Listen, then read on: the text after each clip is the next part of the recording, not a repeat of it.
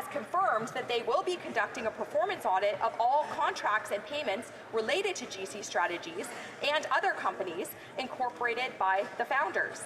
This will impact all departments, agencies, and Crown corporations who had dealings with the group. I hate to interrupt the honourable member, but we've come to the allocated time. We move on to oral questions. The honourable member will have about 9 minutes and 20 seconds left on the clock when she resumes her discussion on this question of privilege. Comme il est 14 heures, c'est le temps pour... It being 2 o'clock, it's time for statements by members. The honourable member from Vaughan Woodbridge. Mr. Speaker, gratitude and pride were the two themes that permeated at the opening of LiUNA Local 183's headquarters in the city of Vaughan. Pride in the official opening of the new state-of-the-art headquarters representing 70,000 members strong and their families. And gratitude for those 400 workers who in 1952 formed Local 183 and the members who have followed and fought for better working conditions, better benefits, and a better and brighter future for us all. Mr. Speaker, I extend my warmest congratulations to Business Manager Jack Oliveira and the LiUNA Local 183 Executive Board, staff, and members on this remarkable occasion. And to LiUNA International Vice President and Canadian Director Joseph Mancinelli, thank you for your ongoing leadership. I also join the strong LiUNA family in honouring two giants who helped pave the foundation of LiUNA and the industry, Enrico Mancinelli and Julio Oliveira Sr. Mr. Speaker, my gratitude and best wishes always to the LiUNA members that keep Canada moving forward. Feel the power. The honourable member from Halliburton, Kawartha Lakes, Brock. Speaker, each year 2 students from each of the 7 secondary schools in my riding are selected to participate in a program called the Capital Experience. It was started 19 years ago by my predecessor, Barry DeVolen. During the past 3 days in Ottawa, they have learned about the various career opportunities that await them. I would like to introduce this year's participants: Calvin Smith and Evan Lane from IE Weldon, Sophia Ensign Telford from Fenland Falls, Sadie Evans-Faulkner and Trevin Bain-Gross from Halliburton Highlands, Sarah Wojciesko and Daniel Patterson from St. Thomas Aquinas, Ella Wilson and Becca Lang from LCVI, Bronte Weber and Tyler Pettit from Brock, Allison Carroll and Braden Boughton from Crestwood. I'd like to thank the sponsors, the Lions Clubs, Rotary Clubs, and local legions, as well as the guest speakers for their ongoing support of this program. It's my hope that these students will be inspired as they consider their future. To that end, I'd like to invite my colleagues to welcome these young leaders to Ottawa. Hear, hear. Indeed, welcome. The honourable member from St. John Rothsay. Mr. Speaker, the winds of change have blown through New Brunswick. Last night, New Brunswickers voted for change and helped make history too. New Brunswick has elected its first female premier. Susan Holt led her Liberal team to a solid majority government, bringing an end to 6 years of Conservative rule. Even Premier Blaine Higgs lost his seat in the red tide of change. The final tally is 31 seats for the Liberals, 16 seats for the Conservatives, and 2 for the Greens, including Green Party leader David Coon. It's a new day for my home province, and under the leadership of Premier-designate Holt, I am confident New Brunswickers have put their faith behind someone who will listen, lead with authenticity, and who will take their best interest at the center of every decision they make. Congratulations and go Team Holt! The honourable member for Laurentide-Labelle. Today, I'd like to turn the spotlight onto Sylvie Bolduc, General Manager of SADC des Laurentides for the last 15 years. She's leaving now for a well-deserved retirement, and I'd like to highlight the remarkable contribution that she's made to the development of many large-scale economic projects in the Laurentians, projects that have had major direct benefits for the region. She set up Synergie Économique Laurentide, which is dedicated to the circular economy and which is now a leader in that sector. Sylvie Bolduc has made major contributions, has made a big difference in the Laurentian economic landscape, and she brought a feminine face to regional economic development. She was a pioneer who has cleared the way for everyone who has an entrepreneurial spirit. On behalf of all those who've worked with her, economic and community partners, Sylvie, I thank you very much for your leadership, which has brought people together, and I wish you a long and happy retirement. The honourable member from Yukon. Mr. Speaker, our government will always protect universal, publicly funded health care, as well as sexual and reproductive rights. These two principles underlie the Pharmacare Act, which received royal assent on October 10th. This landmark legislation will establish a framework for a national, publicly funded system for universal drug coverage, and very soon will ensure every Canadian from coast to coast to coast has access to essential diabetes medications and contraception.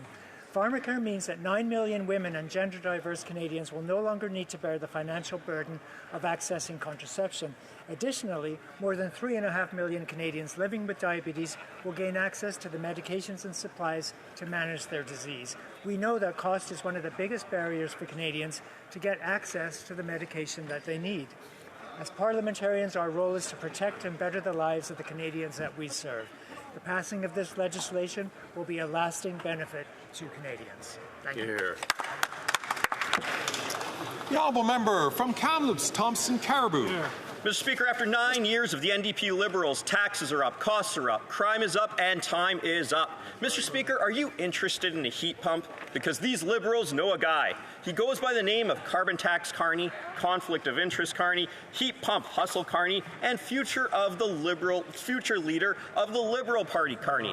He has as many nicknames as he does conflicts of interest. For instance, he's been caught lobbying the governments to scale back rules on heat pump qualifications, helping his firm earn a few quick bucks.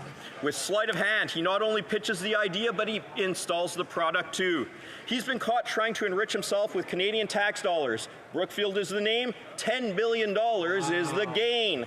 It's clear that Carbon Tax Carney has too many conflicts of interest to be advising the Prime Minister. The Prime Minister needs to fire him now or bring him under the umbrella of ethics rules. That's right. Hey. Great job, great statement. The honourable member from Calgary Skyview.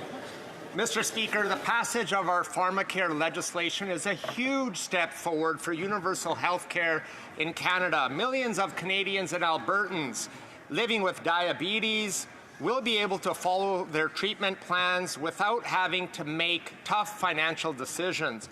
I am so proud that we will be able to help over 3.5 million Canadians living with diabetes so that they can focus on their health and wellness instead of the amount of money it will cost to maintain their treatment plan. Caring for our neighbours is what Canadians do. Every Conservative member in this House voted against Pharmacare because they don't want to work on solutions that will put the health of Canadians first. On this side of the House, we will always stand up for Canadians and their right to universal health care. Thank you, Mr. Speaker. The honourable member from Aurora Oak Ridges, Richmond Hill. Mr. Speaker, women and gender-diverse Canadians deserve to know their government has their back. With the recent passage of the Pharmacare Act on October 10th, we will soon see 9 million women and gender-diverse Canadians have access to free contraceptives if they need it. This will change millions of lives for generations to come, and we will look back at this critical moment for women and gender-diverse people across Canada and be proud that our government stepped up to make the Pharmacare Act a reality. Family values means valuing and supporting families. Free contraceptives through the Pharmacare Act is the latest policy joining universal childcare, the Canada Child Benefit, and many others in supporting families. Our Liberal government doesn't just talk about family values, we invest in them through progressive policies such as free contraceptives. Thank you, Mr. Speaker. The honourable member from Battle River, Crowfoot. Here. After 9 years of the NDP Liberals, taxes are up, costs are up, crime is up, and it turns out CBC bonuses are also up. Yesterday in Heritage Committee, Catherine Tate, the Liberals' handpicked CEO of CBC, refused to rule out accepting a fat taxpayer-funded bonus and severance as her term comes to an end. With its viewership down, ad revenue falling, and less trust all the time, CBC responds by giving $18 million in bonuses, including an average of $73,000 for each of the broadcaster's 43 executives, and millions more for its hundreds of managers. Then they pay for a $1,000 a night hotel room in Paris so that Ms. Tate can attend luxury balls at the Louvre.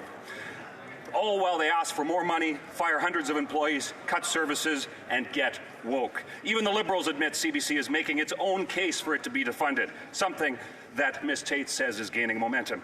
Mr. Speaker, the solution is simple. Reject the bonuses, fire the Prime Minister, and defund the CBC. That's common sense.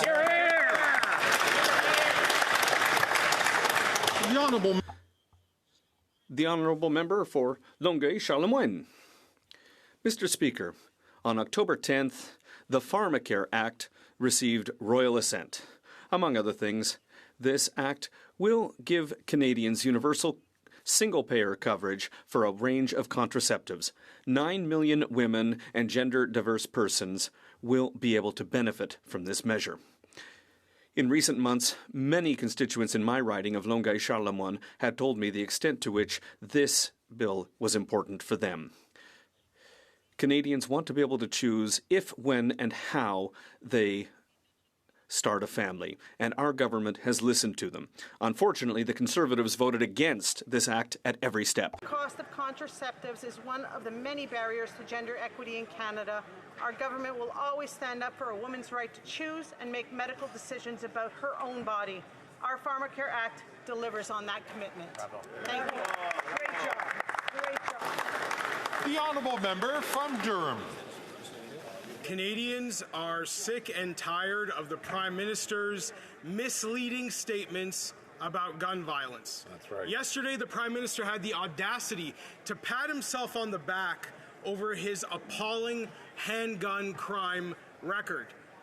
Well, Mr. Speaker, I'm a Canadian who lost a friend 3 years ago to gun violence, and I take the Prime Minister's deception personally. Handgun crime is up 116% since the Liberals came into power. Families are grieving, and the Toronto Police Association is calling out the Prime Minister for being out of touch and offensive to victims. Canadians simply deserve better. Canadians deserve a Prime Minister and a government that will stop the crime. Not this Prime Minister who is focused on celebrating his own failures. The Honourable Member from Leeds, Grenville, Thousand Islands and Rideau Lakes. After 9 years, this NDP Liberal government is not worth the cost or the corruption. Today, the Auditor General confirms a full investigation into the Liberal government deals awarded to Arrive scam contractor GC Strategies. This shady two-person firm that did absolutely no IT work charged taxpayers $2,600 per hour for over $100 million in government contracts. Sole source deals that froze out hard-working Canadian companies.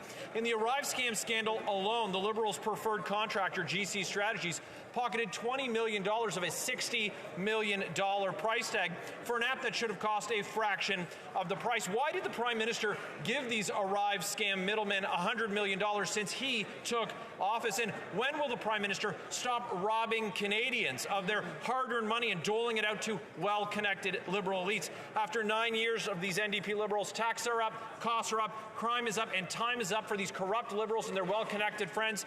Common sense Conservatives are going to end the corruption and bring home a carbon tax election. The Honourable Member from Egmont. Thank you, Mr. Speaker. For Islanders who live in my riding, this government's commitment to lowering costs has resulted in real benefits. Whether it was keeping the retirement age at 65 or making the Canada Child Benefit tax-free, the decisions we have taken have been a real help to thousands in my riding. The new Pharmacare Act is another important chapter in that journey towards a fair society. On Prince Edward Island, we are already seeing the results. Millions have been saved, and more importantly, Islanders know that they have affordable access they need to keep them healthy. And this is what I am hearing from constituents in my riding. Keep going, and more importantly, make sure you protect the gains we have made. Our lives are better than they were under the former government, and we need you to protect the gains we have all made together. Hear, hear.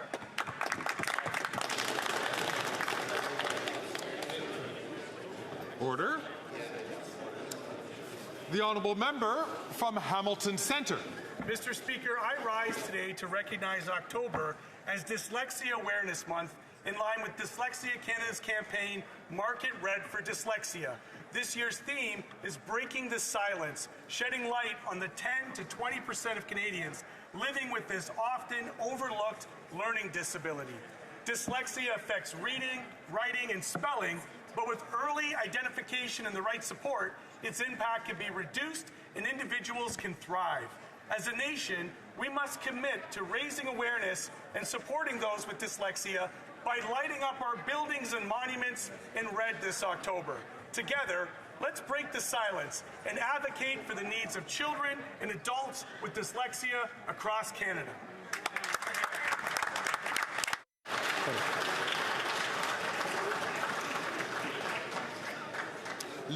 The Honourable Member for Montcalm.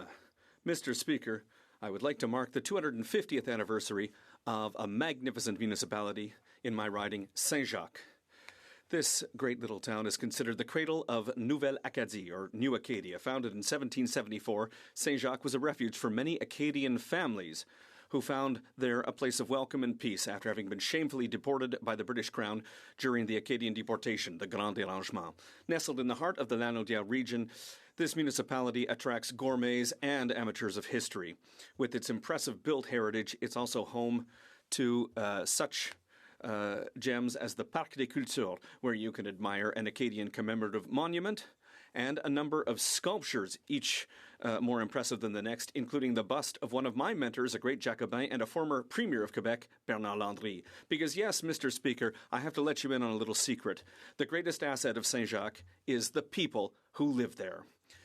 People from Saint-Jacques, happy 250th.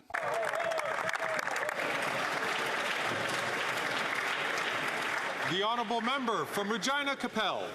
10 years ago, our country witnessed a horrific attack on the heart of our democracy. Corporal Nathan Cirillo, standing guard at the tomb of the unknown soldier, was senselessly murdered. And this was just 2 days after the murder of Warrant Officer Patrice Vincent at the Saint-Jean military base. Both were targeted for wearing the uniform of our country, defending our freedom. But in the midst of this darkness, we also saw examples of extraordinary courage. Civilians rushed to aid Corporal Cirillo, showing the compassion and resilience that define our nation. And inside Parliament, heroes emerged as well. Parliamentary Security Constable Samron Son saw the attacker armed with a rifle and acted without hesitation. In a struggle that cost him a bullet to the leg, Constable Son showed unparalleled courage when he attempted to disarm the terrorist. His brave actions bought crucial moments for the rest of the security personnel to react and ultimately stop the terrorist before he could take any more innocent lives. Today, we honor the memory of those who were taken from us, and we stand in awe of the courage of those who acted with such selflessness. This alone is not enough.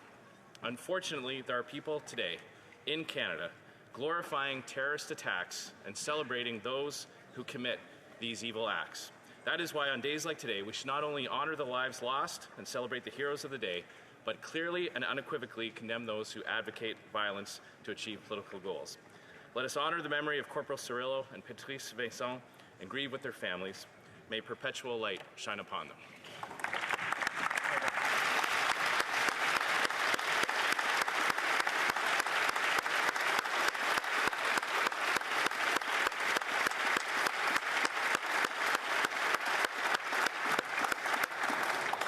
The Honourable Member from Waterloo.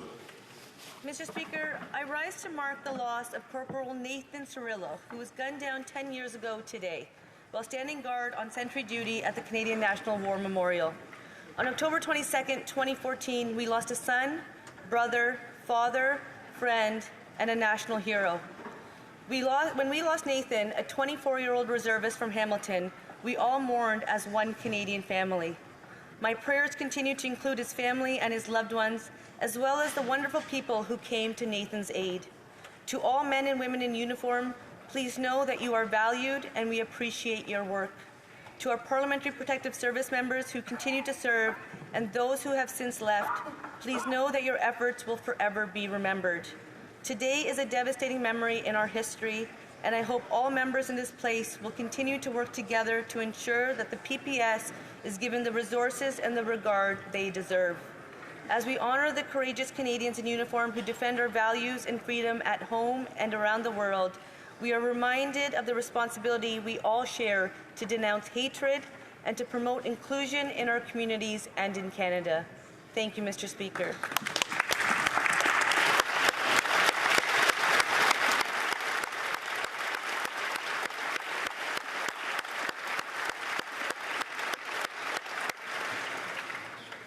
Questions orales, oral questions. The Honourable Leader of the Opposition.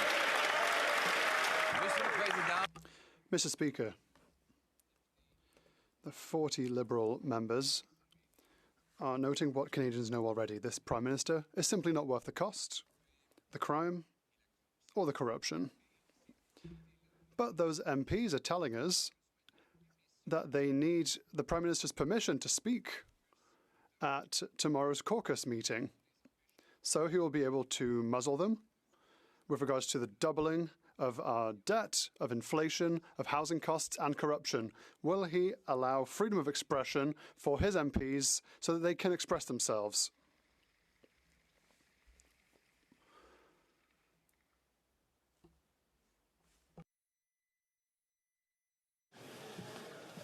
So, the Chair could not detect that this question has to do with the administration of government.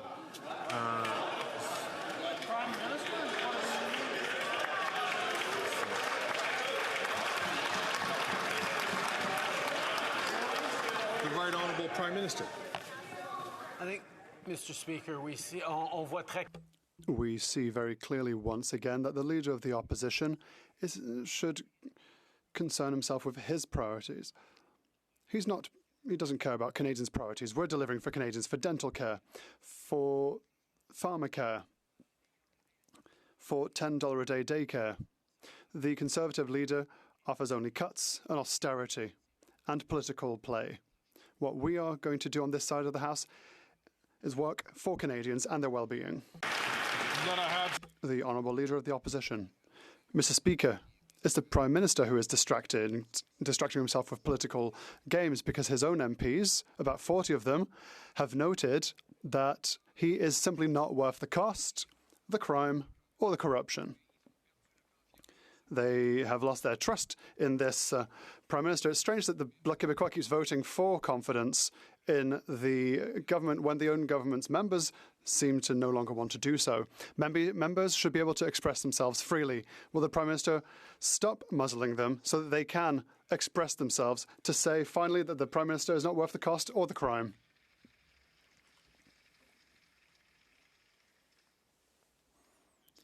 The Right Honourable Prime Minister. Once again, Mr. Speaker, we see the point up to which the Leader of the Opposition is only working for his own partisan politics. He's not working for the well-being of Canadians. We are here to invest in pharmacare, for example, that will deliver insulin for free to those who need it, that will deliver contraception for women from coast to coast to coast. And the Conservative leader just wants to talk about politics. He wants to talk about the cuts that he will make in programs that Canadians need. We will be here for Canadians.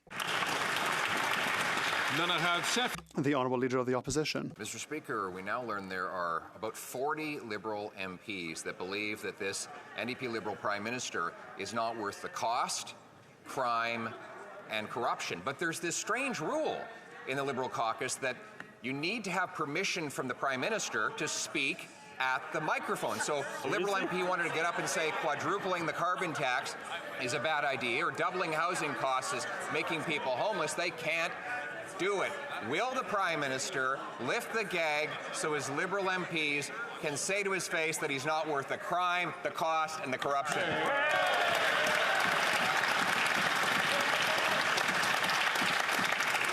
Once again in English, none of these questions have to deal with the administration of government, but I see the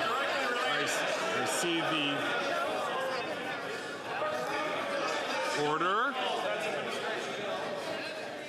I see that the Prime Minister is rising to his feet. The Right Honourable Prime Minister. Mr. Speaker, it seems that the Conservative leader is confusing rules that apply within his Conservative caucus to rules that we have in the Liberal Party. But the reality is, Mr. Speaker, we see at at which point the Conservative leader is simply focused on playing politics and gaining power. That's why he wants to talk about things that are not having to do with delivering for Canadians. He doesn't want to talk about the fact that close to 1 million Canadians will be receiving dental care because of our Canadian dental program that he says doesn't even exist and that he's voted against every step of the way.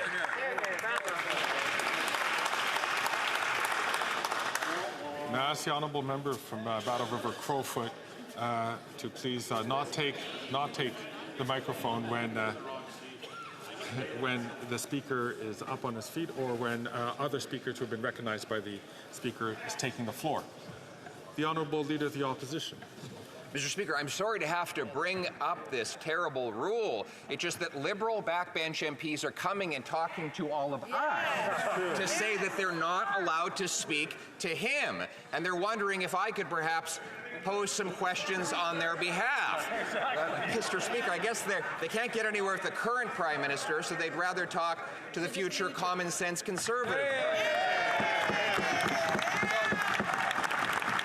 Instead of silencing his own MPs, will he let them get up to the mic tomorrow to tell him that he's not worth the cost, crime, and corruption?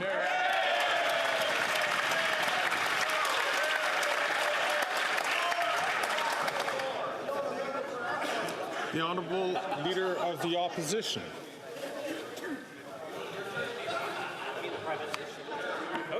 Mr. Speaker, the reality is he can't administer the government because he's too busy fighting for his job after 9 years.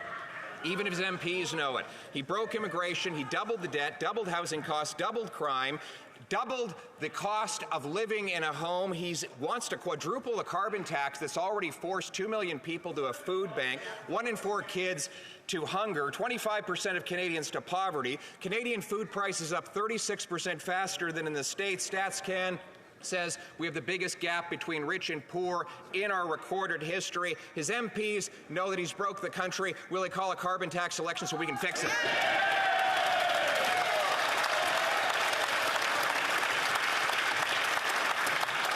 The Right Honourable Prime Minister. Mr. Speaker, the Leader of the Opposition, like all of us in this House, know that Canadians are facing challenging times. His solution, however, is to offer them cuts, is to offer them no programs that they can rely on, and to vote against things like dental care and pharmacare and investments in a green economy that is going to create jobs and careers long into the future. He wants to harm Canadians where we're focusing on delivering for them. He wants cuts to programs and services while we're busy investing in Canadians and their futures. That's the choice Canadians get to make. The Honourable Member for Bellevue-Chambly. Mr. Speaker, time is moving on. 4 million retirees in Canada, 1 million retirees in Quebec are waiting for an improvement of their purchasing power in a real way and not through slogans. Thousands of supply-managed farmers and producers are waiting for their system to be protected. Will the Prime Minister seize the opportunity to do something useful and improve the lives of 4 million retirees, 1 million retirees in Quebec, and tens of thousands of farmers and producers? The Right Honourable Prime Minister. Like my honourable colleague knows full well, we will always defend supply management. We will always protect our farmers and producers from coast to coast to coast. With regards to seniors, he says that he wants to act. Well, we've acted. When we reduced retirement from 67, as the Conservatives wanted, to 65, unfortunately, the Bloc voted against. We also acted when we delivered an increase in 10% in the Guaranteed Income Supplement. The Bloc voted against. There's a dental care programme that delivered for close to 1 million Canadians. They voted against. The Honourable Member for Bellevue-Chambly. The Prime Minister is manipulating the facts, but acting is something he'll have to do in a few days. In a paralysed parliament like this one, with a paralysed government like this one, we have made a proposal that will help people. A proposal that could stabilise Parliament for another few weeks. He'd need it. Will he allow his party to be eaten from within and without, or will he change things for the better for millions of people? The Right Honourable Prime Minister. I've said many times, Mr. Speaker, I completely agree with the desire to be here for seniors who need our help, and that is the reason for which our government has enacted a number of measures in the past years to invest in seniors, to be here for our seniors. And we are open to working with people in this House in order to deliver even more for seniors. The Honourable Member for Rosemont-la-Petite-Patrie. Mr. Speaker, poverty and insecurity are affecting more and more people. According to one study, every month, 40% of Quebecers are a mere $200 away from bankruptcy. $200, Mr. Speaker. The situation is so serious that the expression tightening our belts is becoming too real. 20% of people are eating less just to save a bit of money. It makes no sense. It's a result of the Liberals' weakness in forcing CEOs of big grocery stores to do the right thing. When will the Liberals stand up, grow a spine, and force these companies to control the prices of essential foods? The Right Honourable Prime Minister. Mr. Speaker, the NDP knows full well that we have enacted measures to improve competitivity between groceries. We have delivered direct aid to families who needed it, and we're also delivering a program for food in schools that is saving hundreds for families from coast to coast to coast. We will continue to be here to support Canadians. We'll continue to be here to invest in programs that will help Canadians, whilst the Conservatives are just threatening austerity and cuts. The Honourable Member from Nunavut. Last week, First Nations leaders respected the First Nations Caring Society by voting to guarantee all First Nations children will be protected from Canada's discrimination in child and family services. The Liberals had offered a weak funding plan with an expiry date. This discrimination must stop now and forever. Will the Prime Minister finally respect the Human Rights Tribunal, stop discriminating against First Nations children, and offer First Nations an agreement that upholds their rights? The Right Honourable Prime Minister. Mr. Speaker, reconciliation means walking as true partners to Indigenous peoples, and we, of course, will continue to be there to invest in supports for Indigenous peoples. It means we will continue to work with them in the ways that make sense. I will highlight that the Chiefs of Ontario and the Anishinaabe Aski Nation are continuing to look for ways to move forward with the government to support kids who've been affected in care. We will continue to be there to work in partnership with Indigenous leadership and communities to deliver the supports so deeply needed by so many young people. That's great. Great. The Honourable Member from Calgary Forest Lawn. After 9 years of this Liberal NDP government, taxes up, costs up, crimes up, time's up. The Parliamentary Budgeting Officer confirmed what Canadians already know. This incompetent finance minister can't do math. She's going to blow through her own deficit this year by $7 billion. That's higher taxes and lower standards of living. 1 in 4 Canadians are already skipping meals, and this Liberal-made misery is only going to get worse. Why not call a carbon tax election now so Conservatives can fix the budget? The Honourable Deputy Prime Minister and Minister of Finance. Mr. Speaker, I am so glad to hear the Conservatives talk about the PBO, because just a few weeks ago, the PBO did a report on the sustainability of the federal finances. And I'm going to quote what the PBO said, quote, "Current fiscal policy at the federal level is sustainable over the long term. In fact, according to the PBO, the federal government could even, quote, permanently increase spending by 1.5% of GDP. The only fiscal threat to Canada is Conservatives, who would cut health care, child care, national school fees."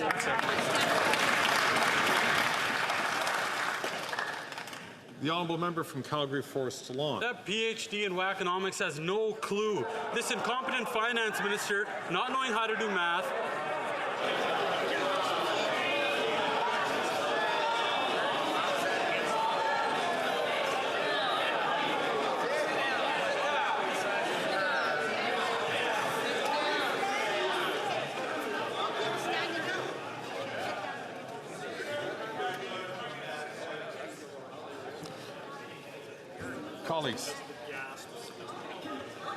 Colleagues, try to encourage as much freedom as possible in terms of the way people express themselves here. I'm going to ask honourable members. To, as much as possible, refrain from using language which is directed at a particular member and is considered insulting to those members.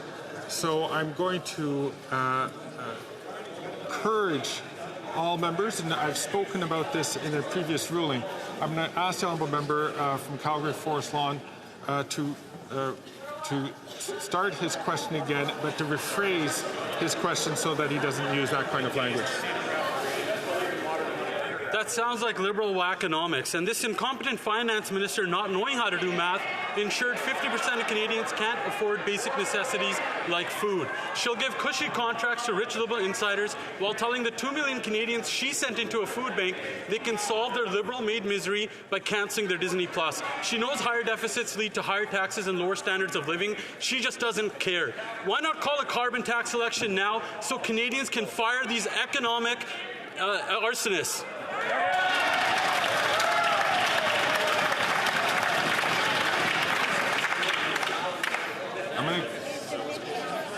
I'm going to come back to members on this matter, but I'm going to encourage all members. Nobody pays to see the referee. I'm going to encourage all members to please keep their counsel when they're not recognized by the chair.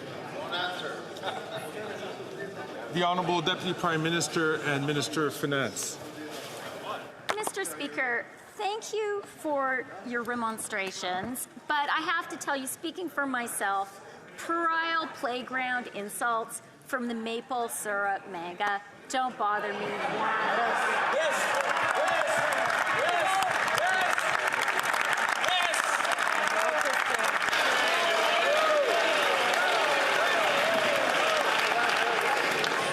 As I mentioned,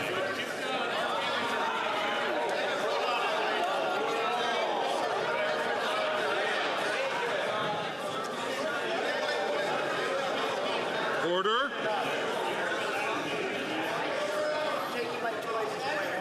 Order.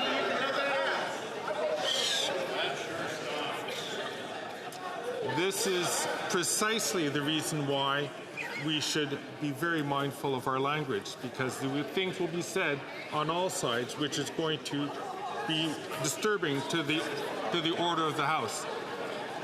I'm going to come back to this matter, and I'm going to ask the Deputy Prime Minister to start her question again without using those words. The Honourable Deputy Prime Minister.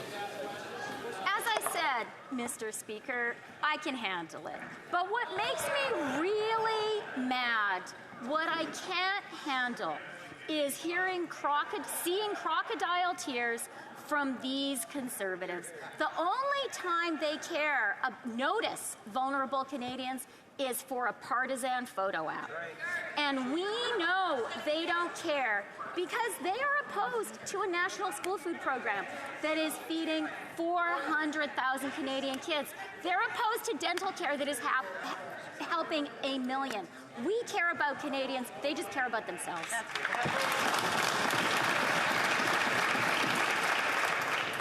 The Honourable Member from Battleford's Lloydminster. Mr. Speaker, after 9 years of this NDP Liberal government, taxes are up, costs up, crime's up, and you know what? Time is up. This costly NDP Liberal coalition has doubled the cost of housing, and the majority of Canadians are unable to keep up with their grocery needs. Canadians have had enough, but the NDP Liberal coalition only wants to drive up costs by quadrupling their carbon tax. Will the Prime Minister finally call a carbon tax election so Conservatives can offer Canadians some relief?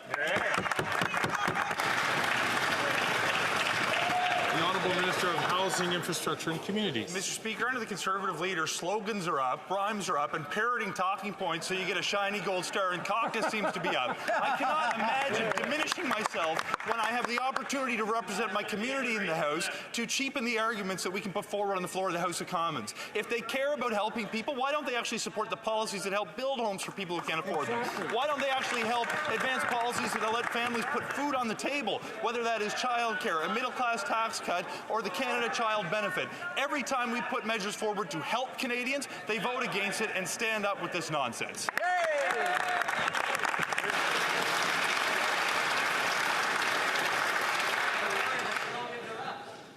The Honourable Member from Battleford's Lloydminster. Well, Mr. Speaker, I can tell you the Canadians that are lined up at food banks aren't buying their pathetic rhetoric. The Parliamentary Budget Officer has already confirmed once again that the carbon tax is costing Canadians more than they receive in rebates. And for families in Saskatchewan, the quadrupled carbon tax is $2,000. Will the Prime Minister finally give Canadians the carbon tax election that they so desperately need?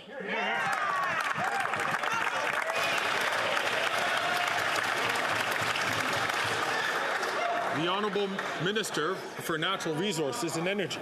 Thank you, Mr. Speaker. Let me provide a few facts to the honourable member. Fact, the PBO confirmed that the vast majority of Canadians get more money back than they pay. Fact, over 300 economists say carbon pricing is the best way to reduce emissions that is best for the economy. Fact, Alberta Premier Danielle Smith said her family gets more money back with the carbon rebate.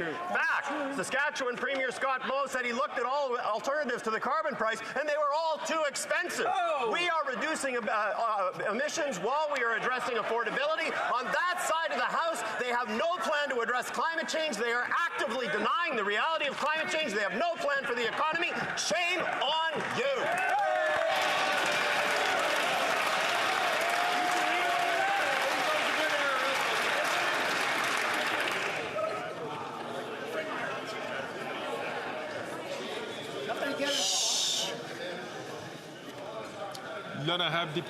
The Honourable Member for Louis Saint Laurent.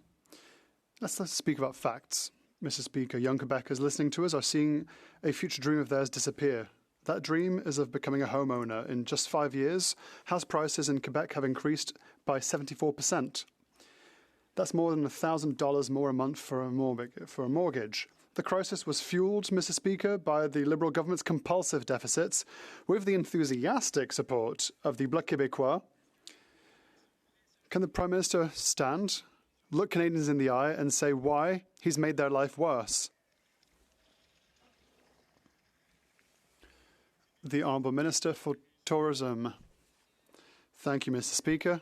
I would like to remind my honourable colleague that it's this government that created the first national housing strategy that built thousands of housing units throughout the country. Not only that, Mr. Speaker, we've also created a tax-free savings account. Do you know how many young people have signed up? My brother, for example, who's 33, 700,000 young Canadians throughout the country who will see their dreams come true thanks to this government, Mr. Speaker. The Honourable Member for Louis Saint Laurent. Mr. Speaker, it's not the Conservatives that are saying this. The Real Estate Brokers Association have noted this. $400,000 average price in Quebec City, $460,000 in Gatineau on average, $590,000 on average in Montreal. Mr. Speaker, beyond the numbers, we see broken dreams and ambitions for young Quebecers under the leadership of this government. I invite the member for Papineau, Prime Minister, to rise today and explain to young Canadians and Quebecers why he's made things worse for them and why they can't even buy a house because of his leadership. The Honourable Minister for Public Works and Procurement. Thank you, Mr. Speaker. My colleague for Louis Saint Laurent, who I like very much, talks about ambitions and numbers. He should talk about the ambitions and the numbers of his Conservative leader. When he was Minister for Housing, during his entire mandate, throughout the country, built not one, not two, but hold on to your hats, 6 entire housing units, Mr. Speaker. He should talk about his Conservative leader when it comes to ambition, so that he could visit 160,000 units that we have built in his riding alone.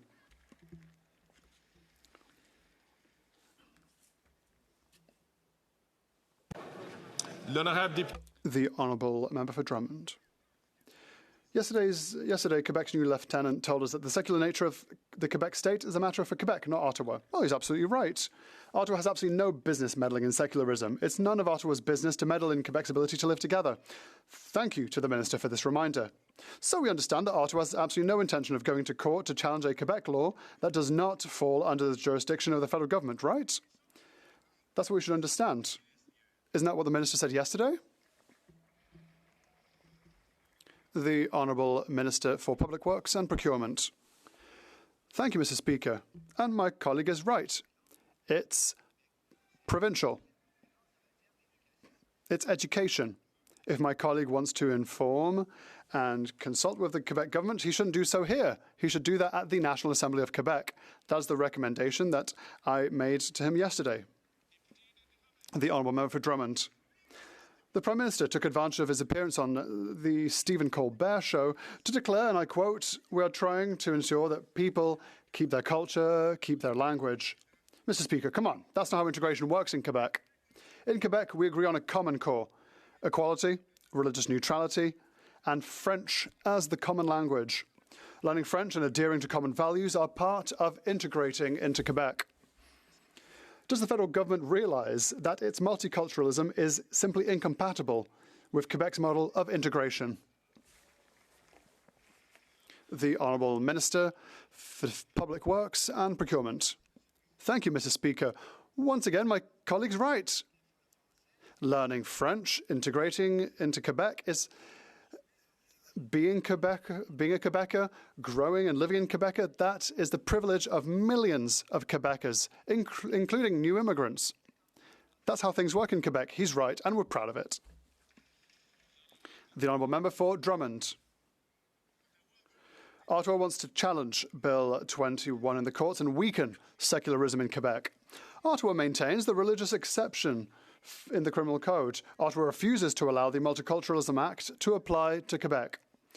And the Prime Minister is telling Americans that everyone who comes to Canada can keep their language and that there is no common language, etc. There's no problem.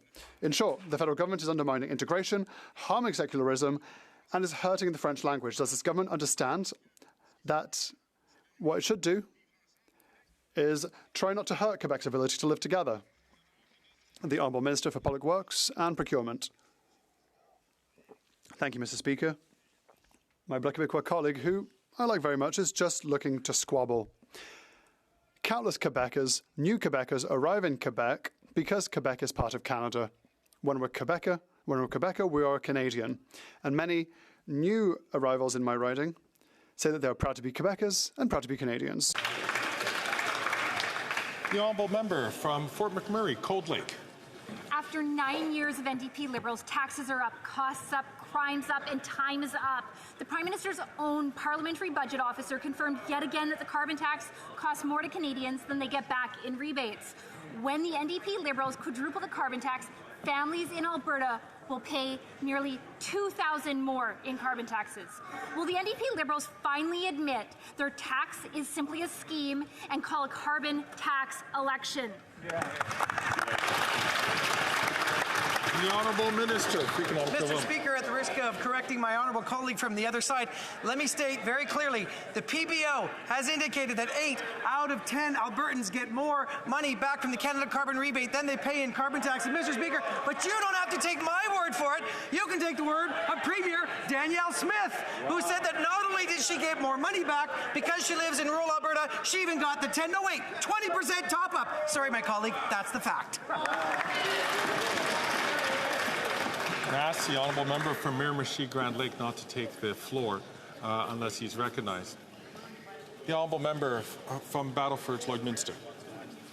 Excuse me, from Fort McMurray, Cold Lake. Thank you, Mr. Speaker. Canadians lined up at food banks really aren't buying that rhetoric. I'm sorry. Food bank usage is also up. Cold Lake Food Bank is the busiest it's ever been, with a 28% increase in usage over 2023, which itself saw an increase of 16% over 2022. The carbon tax is driving up the cost of groceries, gas, and heating, making things more difficult for families and food banks that are pushed to their limit. So the question's simple. Will the Prime Minister admit his carbon tax isn't working and call a carbon tax election? Wonder what the other Randy thinks.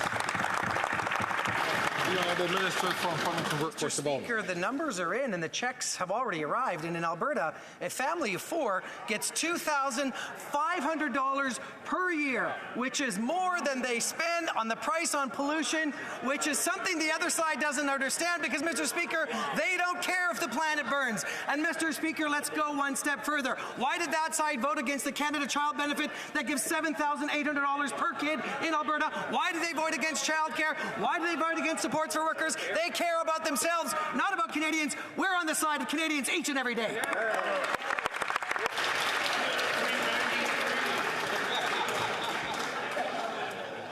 The Honourable Member from Regina Leuven. That much hot air could run a couple windmills, Mr. Speaker. Mr. Speaker, after 9 years of these NDP Liberals, taxes are up, costs up, crime is up, and time is up. The Parliamentary Budget Officer once again confirmed that Canadians pay much more and cost more than they get back in rebates.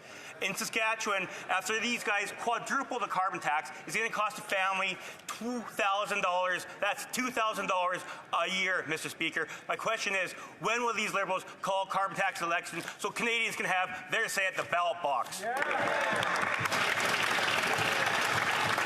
The Honourable Minister of Justice and Attorney General. Mr. Speaker, it's really difficult to take any of this rhetoric seriously. When I was first elected 9 years ago, that party used to send checks to millionaires to help them with the cost of raising their families. That presented 2 questions. Millionaires would ask me in my riding, why am I getting this money? And people of lower income would ask me in my riding, why is it getting taxed back? What we did is we created a Canada Child Benefit that is tax-free and means tested. What we've also done is establish a national school food program. If you're really serious about addressing child poverty and family poverty, why don't you get on board?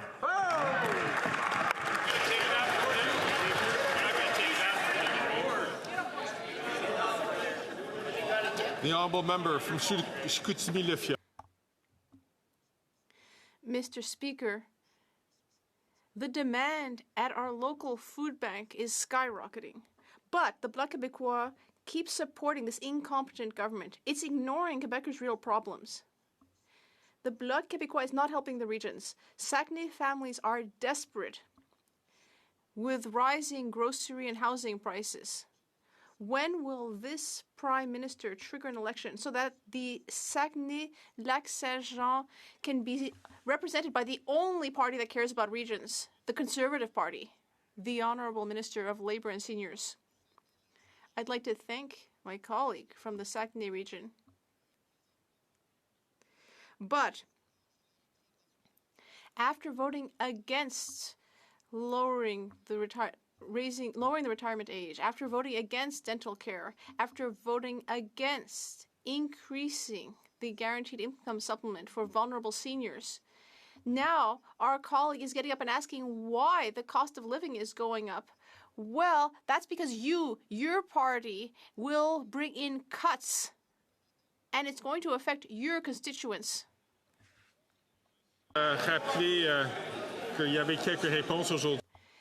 Yes, I'd just like to remind us all that some of the questions today directed questions directly to members, and that's not how it should be. It should go through the Speaker. From Edmonton, Griesbach. The numbers are out, and last winter was the worst on record for Edmonton's unhoused population. It was so bad that over 100 people living on the street lost a limb due to frostbite. Indigenous people make up over 2/3 of Edmonton's houseless population. Indigenous people will lose their limbs and their lives this winter because this government failed to build affordable homes. How many Indigenous people need to freeze before this Prime Minister takes action? The Honourable Minister for Housing, Infrastructure and Communities. Mr. Speaker, I thank my honourable colleague for his advocacy on the issue of supporting those who have the most acute housing need, which disproportionately impacts Indigenous peoples across this country. As my colleague very well knows, we have advanced billions of dollars specifically to help address some of these concerns, including support directly through the City of Edmonton, working with a partner, Homeward Trust, to make the situation better to the extent money can help. In addition, we have put hundreds of millions of dollars on the table to work with provinces who cost match. More than a month ago in his province, I had sent a letter which is yet to be responded to. In the absence of that sort of cooperation with other levels of government, we will work directly with cities and with Indigenous governments to help address this very challenging situation. The Honourable Member from Windsor West. Mr. Speaker, when I asked the Minister about why he's doing nothing to stop Rogers from gouging Canadians on their cable bills, he refused to answer the question. He's not telling Canadians that his Liberal government is too weak to stand up to Rogers and big telcos ripping them off. It's under his government the Rogers-Shaw merger was even allowed to happen, leading to higher bills for Canadians. People feel defeated, and the Liberals are doing nothing to help. In fact, they're piling on. Why are the Liberals caving to big telcos while Canadians are getting gouged? Just because he's a Rogers rollover doesn't mean the rest of us have to accept that.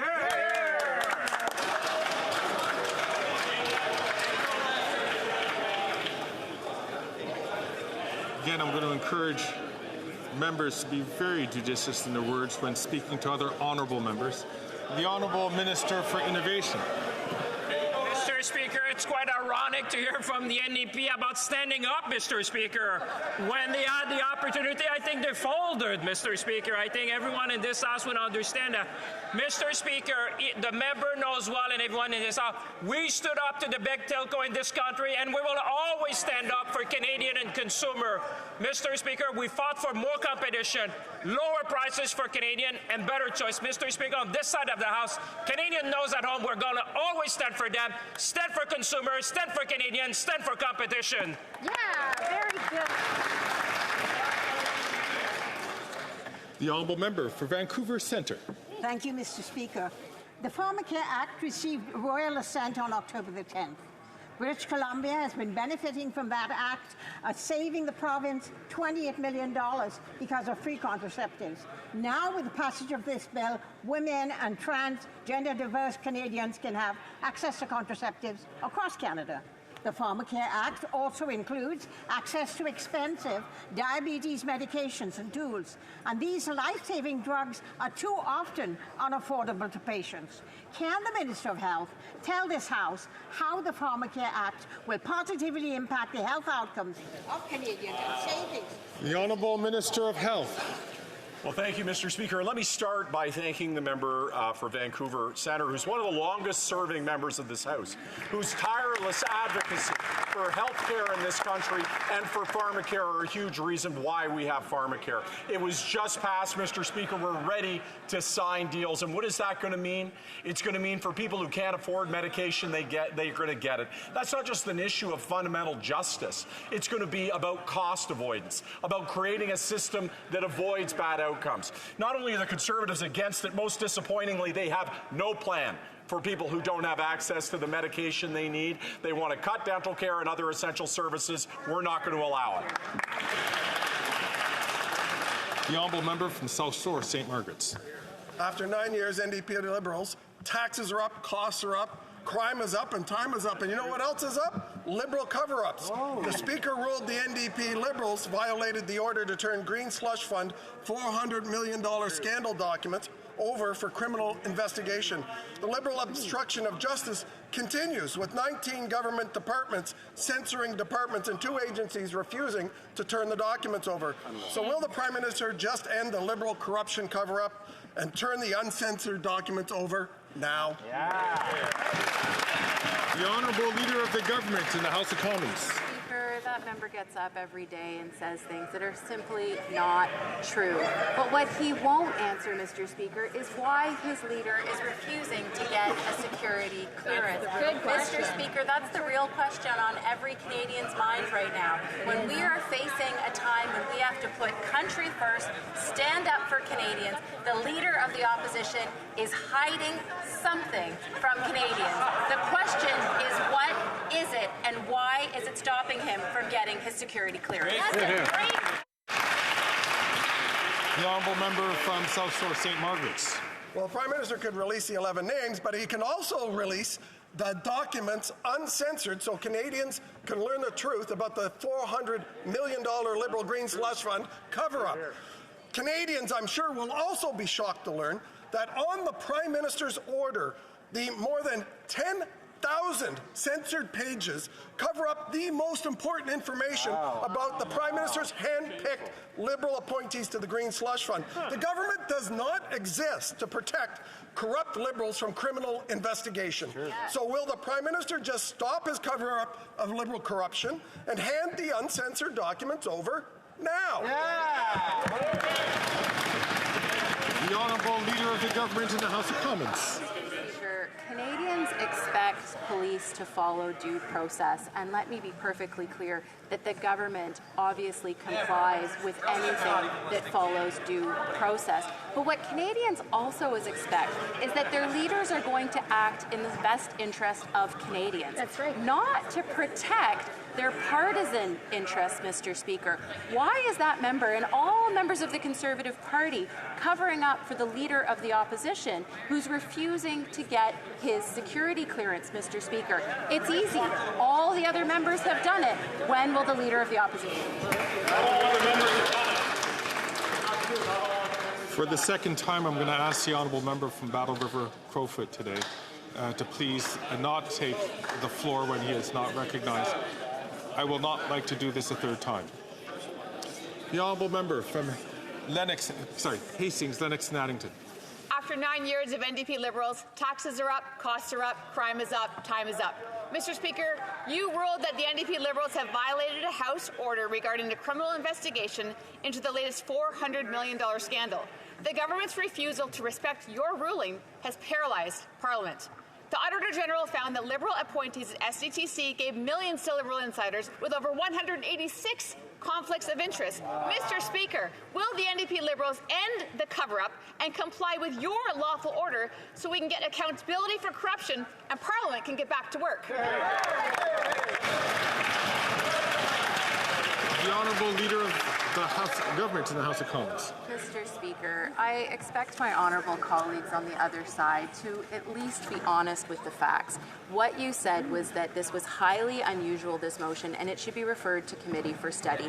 We support that. It's only the Conservatives that are obstructing their own obstruction. But, Mr. Speaker, this is unsurprising because they're also trying to cover up their own leader's refusal to get his security clearance. Mr. Speaker, all of the other leaders of the political parties in this House have done that. Canadians want to know why. What is he hiding and what is he trying to protect? Thank you, Mr. Speaker. Then I have Deputy de Montmagny. The Honourable Member for Montmagny, Lisle, Kamouraska, Rivière-du-Loup. Mr. Speaker, after 9 years of these Liberal scandals, once again our work has been paralyzed by Liberal corruption. Canadians need to know where their money is going and why $390 million taxpayer dollars ended up in the pockets of Liberal buddies. Meanwhile, Canadians are struggling to house and feed themselves. Are the Liberals finally going to step up and give the evidence to police so that Parliament can finally start working for Canadians? The Honourable Government House Leader. Thank you, Mr. Speaker. Once again, it's very disappointing that Conservatives will not tell the truth about this matter. And what is even more concerning, and what Canadians are wondering, is why the leader of the opposition does not get his security clearance. Is he hiding something? We are all wondering why he refuses to get his security clearance. He's clearly hiding something because it would be very simple to get his clearance. The Honourable Member for Rivière-du-Nord.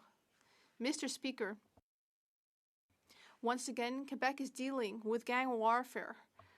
Warfare between organized crime, which has been a scourge for too long, and new, less organized groups that recruit teens to commit serious crimes. They are pushing children into a life of crime. They dangle a fistful of dollars in front of them, telling them that they will be able to have a better life. And then these young people can't leave the gang life behind. What will the government do to protect our kids from organized crime? The Honourable Minister of Justice and Attorney General of Canada. Mr. Speaker, the fight against organized crime and to protect our youth is extremely important. On this side of the House, we have invested $390 million to support children in this area. We are also doing more to support the CPSA, and we've also invested $3.5 million over 3 years to help Interpol. The Honourable Member for Avignon, La Métis-Matane, Matapédia. Mr. Speaker, we need to carry out prevention work to prevent kids from joining gangs, and I'd like to congratulate everyone who does that work on a daily basis. But we also need to crack down against criminals who purposefully recruit kids because they know they won't get as serious sentences as adults. We need to stop them from targeting kids. That's our role. Will the government work with us on this? The Honourable Parliamentary Secretary to the Minister of Public Safety. And I support this initiative that the member opposite has raised and thank her for her work on our Public Safety Committee where we've discussed this. We agree that it's crucially important to crack down on criminal organizations, particularly those who recruit young people to subvert the justice system. Mr. Speaker, this is precisely why we restored the cuts made by the Conservatives to invest against gun and gang violence in this country, and I hope that we can work across party lines to continue with this investment. Hear, hear. The Honourable Member from Kildonan, St. Paul. Mr. Speaker, after 9 years of NDP Liberals, taxes are up, costs are up, crime's up, and time's up. The Toronto Police are on the front lines of gun violence in Canada. One of their officers was recently shot by a repeat violent offender. And yet, shockingly, yesterday, the Liberal Prime Minister took some deranged victory lap on social media for his attack on licensed, trained, and police-vetted sports shooters. And let's remember that after 9 years of Liberals, gun violence in Canada is up 116%. Their approach has categorically failed, Mr. Speaker. When will they finally get tough on the criminals responsible for gun violence? The Honourable Parliamentary Secretary to the Minister of Public Safety. Mr. Speaker, it's a shame to see once again Conservatives using the talking points of the gun lobby instead of standing up for victims of crime and standing up to get guns off our streets. Mr. Speaker, we also know that women are disproportionately affected by gun violence, and what do Conservatives do? They want more guns on our streets. They cut funds from CBSA to stop the import of illegal guns and then stand in this place acting as if they support victims of crime. Mr. Speaker, it's a shame. We have committed to get guns off our street while Conservatives work for the gun lobby.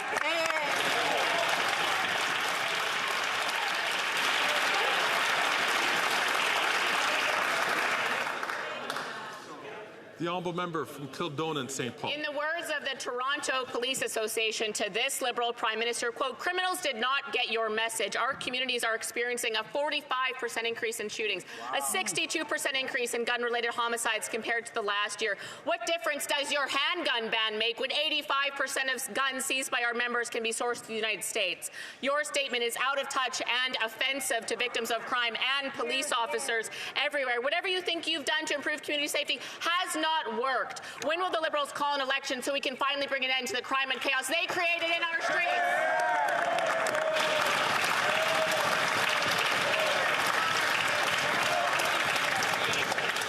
The Honourable Parliamentary Secretary to the Minister of Public Security. Mr. Speaker, once again, let's talk about Conservative logic.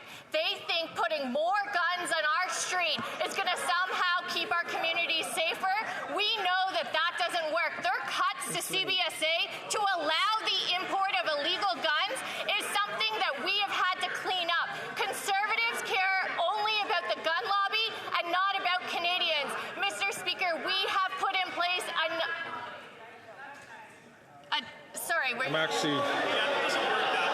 I'm actually going to.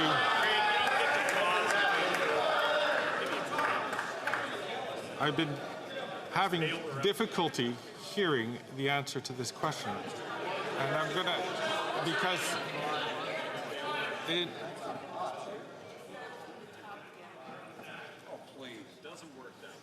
I'm going to ask honourable members, please, to allow us to hear the answer to this question. There was a lot, from the moment that this member stood up, a lot of heckling. I'm going to ask the honourable member to start.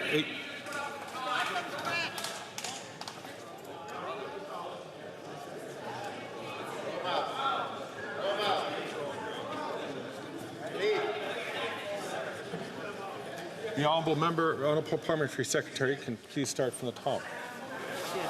Mr. Speaker, it's interesting that every time I stand in this place and call out conservative hypocrisy around violence in our communities, they can't stand it. This is why they try to silence voices like mine who stand up for women in particular who are disproportionately affected by gun violence. Mr. Speaker, what conservatives believe is more guns on our street will somehow help keep our communities safe. But we know what keeps communities safe is getting these guns off our streets, investing in CBSA to protect our borders, while conservatives take their talking points from the gun lobby. Hear, hear.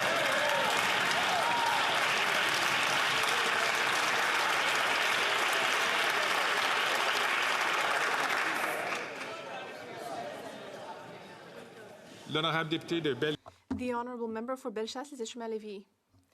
Mr. Speaker, for 9 years, this Liberal government has brought in policies that have caused a dramatic increase in crime, drug trafficking, arson, street gangs recruiting kids. Canadians and Quebecers are living in fear. But instead of helping Quebecers and doing something about this incompetence, the Bloc Québécois is continuing to support this bungling government.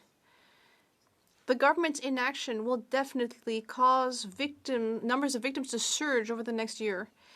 We need to bring back common sense and trigger an election. Do they have the courage to do that? The Honourable Parliamentary Secretary to the Deputy Prime Minister and Minister of Finance.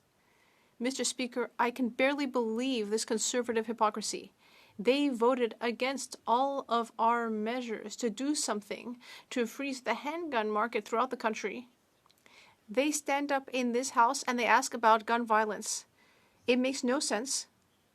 We know that we need to take action, and we have taken concrete action. 1 year ago, we did something about the handgun market, and it's starting to bear fruit. We want all parties in this House to help ensure that our communities remain safe. Honorable député de Saint-Laurent. The Honourable Member for Saint-Laurent. Mr. Speaker, this month, Medicare legislation came into force in Canada. 9 million women will be able to take informed decisions about contraceptives without having to worry about paying. Can the Minister of Tourism tell the House about how the Medicare program will guarantee that women have the reproductive autonomy that they deserve? The Honourable Minister of Tourism. Thank you, Mr. Speaker. I'd like to thank my colleague for her activism in the area of women's rights. This Medicare legislation is historic. This pharmacare legislation, rather, is historic and will allow people like my own daughter to be able to access contraceptive choices without having to worry about how to pay for it.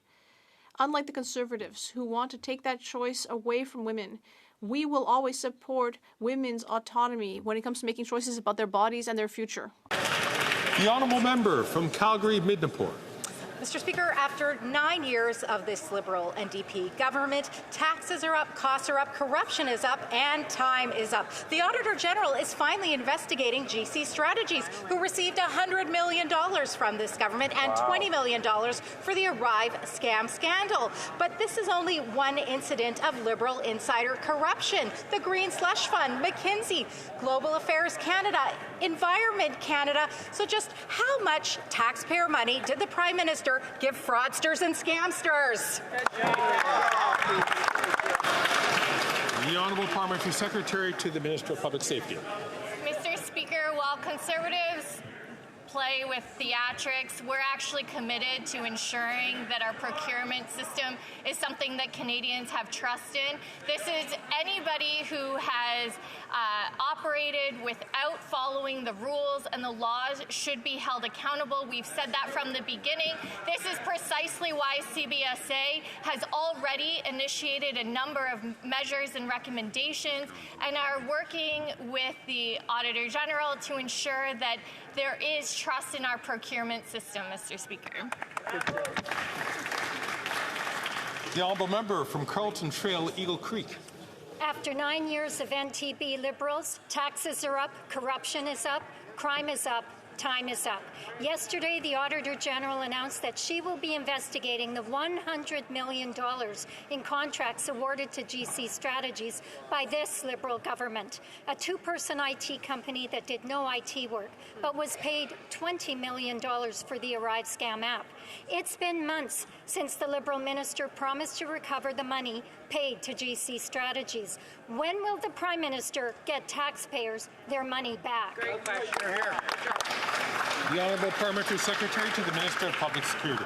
Mr. Speaker, as I said before, we welcome the opportunity to get to the bottom of the situation to ensure that our procurement system has trust in it. But let's also be clear with Canadians in the fact that it was the Conservative Party who first initiated contracts with this company. And so I really hope the Auditor General looks back and ensures that any wrongdoing is also looked at the beginning of contracts with this company, Mr. Speaker, because all Canadians deserve to know that there is trust in our procurement system. Oh, they got quiet all of a sudden. It's not true. L'honorable député de Mégantic-L'Érable. The honourable member for Mégantic-L'Érable. Mr. Speaker, 2 million Canadians are lining up at food banks every month, but meanwhile, Liberal buddies are lining up to fill their own pockets. Do you remember GC Strategies? 2 guys in a basement who received a $20 million contract to develop ArriveCan, even though they had no IT expertise. And we've just heard that the AG has announced that she will be investigating the $100 million in contracts that GC Strategies got. GC Strategies took advantage of this Liberal largesse. Meanwhile, who paid the bill? Taxpayers. How many Liberal buddies have raked in the profits while emptying the pockets of Canadian families? The Honourable Minister of Public Services and Procurement. Thank you, Mr. Speaker. As my colleague already very clearly stated, there is a question that we've never gotten the answer to. My colleague just talked about the fact that some children don't have enough to eat and that kids need to be able to have eaten a good breakfast before they go to school. So how is it that the Conservative Party doesn't want to help children have enough to eat when they go to school? After all, how can the Conservatives justify this attitude with their own constituents? Le député de Mégantic-L'Érable a eu sa chance à poser. The member has already had a chance to ask a question, so I would encourage him to continue this discussion outside the House. Député de Châteauguay-Lacolle. Merci, Monsieur le Président. Access to contraceptives like the birth control pill improves equality and provides women with the ability to decide if or when they will start a family. We know that cost is the single most significant barrier for women and gender-diverse Canadians in accessing these medicines. Can the Minister of Women and Gender Equality and Youth please share with this House how the Pharmacare Act will impact Canadians? The Honourable Minister for Women, Gender Equality and Youth.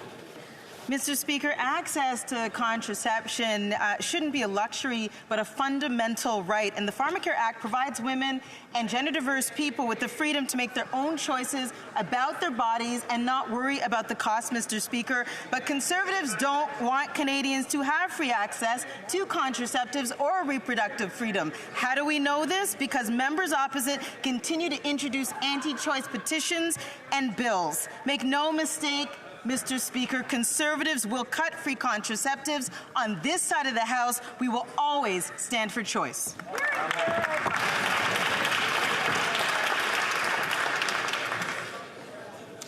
The honourable member from Vancouver East. The Conservatives created the low-wage temporary foreign worker stream, and the Liberals feel it to help rich CEOs. They restricted workers to one employer with closed work permits, subjected migrant workers to abuse, wage theft, and exploitation and suppress wages for Canadians. Chain CEOs are ramping up the exploitation and abuse. Workers like Rowell Palin said their boss, Canadian Tire, pay them less wages and threatened them if they told anyone. Will the Liberals stop caving to CEOs and end the abuse with open work permits? The Honourable Minister for Workforce Development. Mr. Speaker, I thank the honourable member for her question, and as I've been very clear in this chamber and the committee, there's a new sheriff in town, and businesses need to be very careful and need to make sure that they are respecting workers from coast to coast to coast. Stay tuned later today, Mr. Speaker, for more changes to the temporary foreign worker program. We are serious about making sure that that program is a program of last resort. Jobs belong in the hands of Canadians, of youth, of newcomers, and of people who already live here. Mr. Speaker, we're going to make sure the temporary foreign program is cleaned up. That's what we promise to Canadians. It's exactly what we're going to do. The Honourable Member from Churchill-Kiwatinuk-Aski. Mr. Speaker, yesterday the Bloc and Liberals joined together in committee to cover up the soccer drone scandal that took place during the Olympics. The Liberals refused to investigate how this happened and are happy to ignore the problem, which is apparently good enough for the Bloc, who shamefully joined them. Canadians deserve better. They deserve to know that this won't happen again. Why won't the government support accountability? Why won't they listen to the players, the soccer community, and fans who want to ensure that the focus is on the tremendous effort on the pitch and not on the actions of a few people and institutions that don't get it, that soccer, like any sport, should be about fair play and integrity? The Honourable Minister.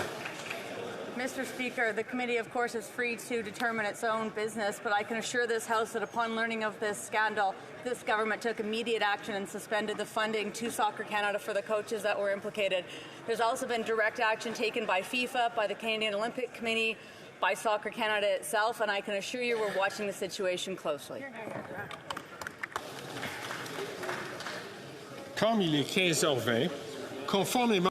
It being 3:20 p.m., pursuant to order adopted on October 21st, 2024, I invite all honourable members to stand to observe a moment of silence to commemorate the 10th anniversary of the attack on Parliament Hill. Being 3:20 p.m. pursuant to order made on Monday, October 21st, 2024, I invite all honourable members to stand to observe a moment of silence to commemorate the 10th anniversary of the attack on Parliament Hill.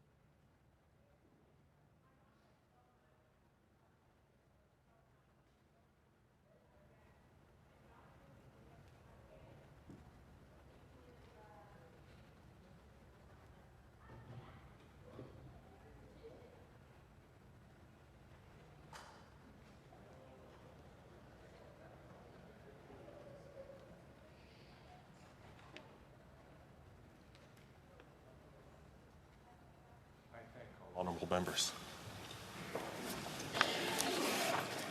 The House will now proceed to statements. La Chambre procédera maintenant. The House will now proceed to statements. I recognise the Right Honourable Prime Minister. Thank you, Mr. Speaker. 10 years ago today, Canada was in shock. Our capital, the centre of Canadian democracy, was the target of a cowardly and shameful terrorist attack aimed at both the National War Memorial and Parliament Hill. Corporal Nathan Cirillo, standing sentry at the tomb of the unknown soldier, was killed, and several others were injured. Ce n'était malheureusement. It was unfortunately not the only tragic event that struck Canada that very week. 2 days before, Warrant Officer Patrice Vincent was killed in an attack in Saint-Jean-de-Richelieu in Quebec. Today, I ask my colleagues, members of this House and Canadians to join me when we honour these two